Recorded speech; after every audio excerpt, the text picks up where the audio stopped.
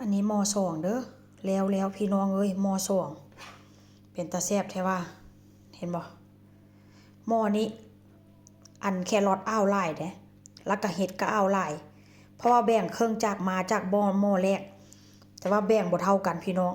แต่ว่าหม้อนี้เห็นแซ่บขนาดเลยสีสันก็ค่อนข้างแบบว่าน่ากินเพราะว่าใส่แครอทอ้าวหลายแบ่งมาคนละครึ่งแต่ว่าแบ่งมาครั้งนี้อ้าวหลายแล้วกำลังจีห่อตอนนี้เป็นเวลา3 ทุ่มกว่าแล้วสุดหล่อนอนแล้ว